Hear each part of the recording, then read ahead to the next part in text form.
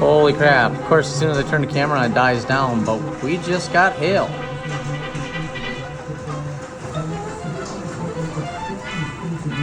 My poor truck. My poor truck. It looks like Christmas time again, except for that's all ice chunks.